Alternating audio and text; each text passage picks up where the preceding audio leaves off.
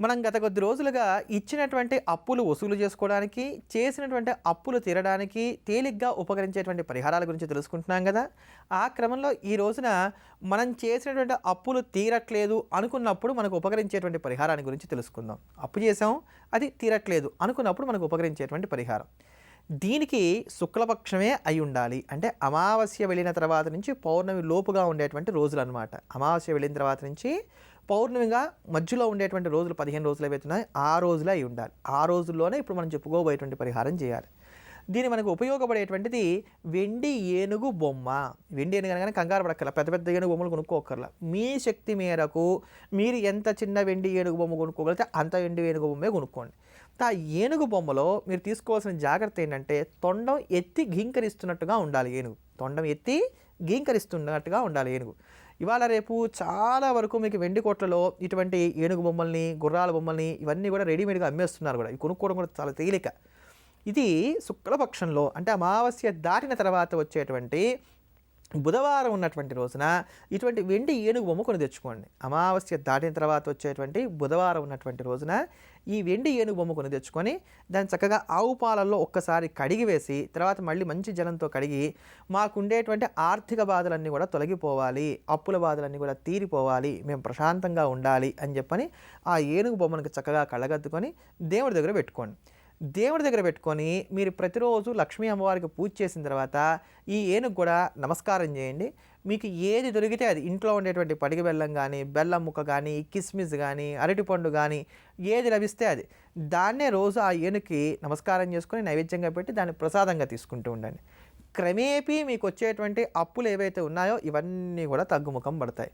జాగ్రత్తల్లా అమావాస్య దాటిన తర్వాత వచ్చేటువంటి బుధవారం ఉన్నటువంటి రోజునే ఈ వెండి ఏనుగు బొమ్మను కొనుక్కొచ్చుకోవాలి.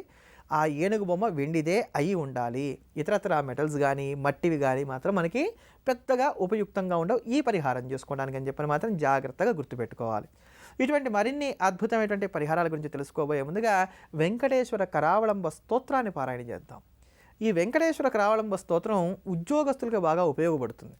ఏదైనా ఉద్యోగంలో ఆటుపోట్లు వస్తున్నాయి అనుకున్నప్పుడు వెంటనే ఆ రోజు నుంచే ప్రారంభం చేయడం కానీ, లేకపోతే దాని దగ్గరలో వచ్చేటువంటి శనివారం నుంచి ప్రారంభం చేయడం కానీ చేసి ప్రతిరోజు కూడా ఈ వెంకటేశ్వర కరావళంబ స్తోత్రాన్ని పారాయణ చేసి, స్వామి నాకు ఉద్యోగంలో ఇబ్బందిగా ఉంది, నాకున్న ఇబ్బందులన్నీ కూడా తొలగిపోవాలి, నా ఉద్యోగం ఎక్కడా కూడా పోకూడదు, ఇలానే చక్కగా కంటిన్యూ అవుతూ ఉండాలని చెప్పని ఆ 7 కొండల వాడికి నమస్కారం చేసుకుంటూ ఉండండి.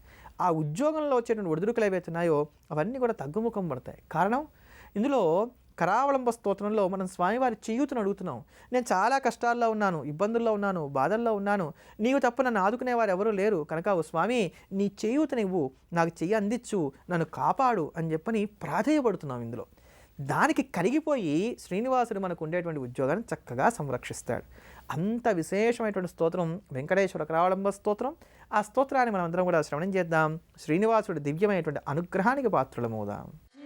शेषशैलसुनिकेतन दिव्यमूर्ते नारायणाच्युत हरे नडिनायताक्ष. మనం ముగ్గుల గురించి తెలుసుకుంటున్నాం కదా. ఏ ముగ్గు అలంకారం చేసుకున్నట్లయితే వాటి ముందు ఎటువంటి ఫలితాలు వస్తాయో వాటిల్లో శాంతప్రదాయకమైనటువంటి ముగ్గుని గురించి తెలుసుకుందాం. ఇంట్లో ఎప్పుడు చికాక్గా ఉంటుంది, పరాగ్గా ఉంటుంది, నెగిటివ్ ఎనర్జీ ఎక్కువగా ఉంటుంది అనుకున్నప్పుడు చక్కటి పాజిటివ్ ఎనర్జీని పెంచుకోవడానికి గాను ఉపకరించేటువంటి తేలికైనటువంటి ఒక ముగ్గుని గురించి తెలుసుకుందాం.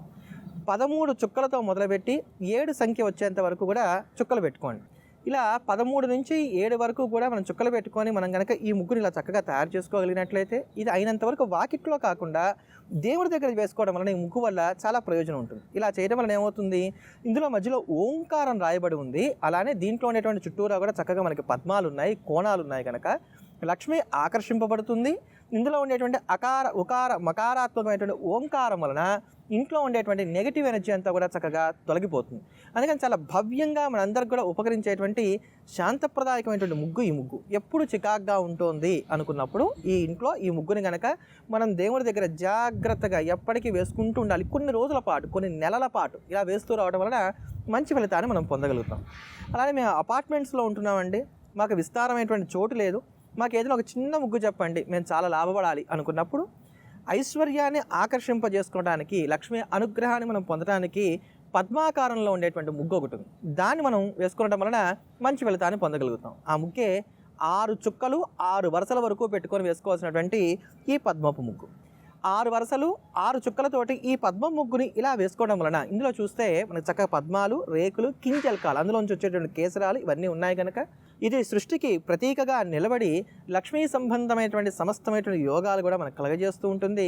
చక్కగా ఇంట్లోకి మహాలక్ష్మికి ఆహ్వానంగా ఇది ఉపకరిస్తుందని చెప్పుకోవాలి. అంత హాయిగా మనందరికీ కూడా ఉపకరించేటువంటి తేలికైనటువంటి ముగ్గులు ఈ ముగ్గులు. ఇటువంటి మరిన్ని అద్భుతమైనటువంటి విశేషాల గురించి తెలుసుకోబోయే ముందుగా సోమవారాన్ని పురస్కరించుకొని ఉమా మహేశ్వర స్తోత్రాన్ని శ్రవణం చేద్దాం, శివానుగ్రహానికి పాత్రులమవుదాం. నమః శివాభ్యాం నవయౌవనాభ్యాం పరస్పరాశ్లిష్టవపుర్ధరాభ్యాం నాగేంద్రకన్యా వృషకేతనాభ్యాం నమో నమః శంకర పార్వతీభ్యాం నమః శివాభ్యాం వృషవాహనాభ్యాం విరిల్చి విష్ణుంద్రసుపూజితాభ్యాం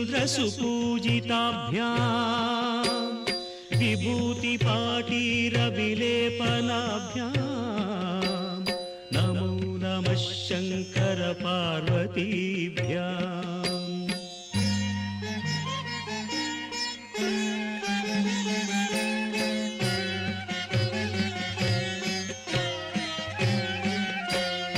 అనఘం జనకం జగతాం ప్రథమం వరదం కరశూలధరం సులభం కరుణాంబునిధిం కలుషాపహరం ప్రణమామి మహేశ్వరమేకమహం అమలం కమలోద్భవగీతగుణం శమదం సమదాసురనాశకరం రమణీయ రుచిం కమనీయతనం నమ సాంబ శివం నతపాపహరం శివం శంకరం బంధురం సుందరేశం నటేశం గణేశం గిరీశం మహేశం దినేశేందునేత్రం సుగాత్రం మృడాని పతిం శ్రీగిరీశం హృదా భావయామి భృంగీచ్ఛానటనోత్కటః కరిమదగ్రాహి స్ఫురన్మాధవాహ్లాదో నాదయుతో మహాసితవపుః పంచేషు నాచాదృతః సత్పక్షः సుమనో వనేషు స్వపునః సాక్షాన్మదీయే మనోరాజీవే భ్రమరాధిపో విహరతాం శ్రీశైలవాసీ విభుః సోమోత్తంసః సురపరిషదాం యేష జీవాతురీశः పాశచ్ఛేత్తా పదయుగజుషాం ఫుల్లమల్లీనికాశః. మన నిత్య దైనందిన జీవితంలో మనం ఎదుర్కొనేటువంటి విభిన్నమైనటువంటి సమస్యల నుంచి బయటపడడానికి గాను తేలిగ్గా ఉపకరించేటువంటి పరిహారాల గురించి మనం ప్రతిరోజు తెలుసుకుంటున్నాం కదా. ఆ క్రమంలో ఈ రోజున వ్యాపారం సరిగ్గా సాగట్లేదు, ఇన్నాళ్ళు చక్కగా సాగింది, ఉన్నట్టుండి ఎందుకో తెలియట్లేదు, వ్యాపారం బాగా సాగట్లేదు అని అనుకున్నటువంటి సందర్భంలో మనం చేసుకునేదగినటువంటి పరిహారాన్ని గురించి తెలుసుకుందాం. చాలా తేలికైనటువంటి పరిహారం. చిన్న చిన్న కిరాణా షాప్స్ కావచ్చు, ఫ్యాన్సీ స్టోర్స్ కావచ్చు, ఏవైనప్పటికీ కూడా వ్యాపారం ఉన్నట్టుండి కొంచెం డల్ అయింది అనుకున్నప్పుడు ఈ పరిహారాన్ని చేసుకోవడం వలన చక్కగా లాభపడవచ్చు. దీనికి ఏం చేయాలి? సాయంకాలం సంధ్యా సమయంలో చక్కగా స్నానం చేసి స్వచ్ఛమైన ఆవు పాలు తీసుకొని అందులో కాస్త తేనె చుక్కలు కలపండి. స్వచ్ఛమైన ఆవు పాలు తీసుకొని అందులో కాస్త తేనె చుక్కలు కలిపి షాప్ అంతా ఈ తేనె చుక్కలు కలిపినటువంటి పాలని చిలకరించండి. 4 వైపులా షాప్ అంతా కూడా చక్కగా ఈ తేనె చుక్కలు కలిపినటువంటి ఆవు పాలు, స్వచ్ఛమైన పాలు ఏవైతే ఉన్నాయో వీటిని చిలకరించండి. జాగ్రత్తగా గుర్తుపెట్టుకోవాల్సిందల్లా ఆవు పాలు మాత్రం స్వచ్ఛమైన దేశీయమైనటువంటి ఆవు పాలు అయి ఉండాలి. జెర్సీ ఆవులు ఎంత మాత్రం ఆవులు కావు, ప్యాకెట్ పాలు వాడరాదు.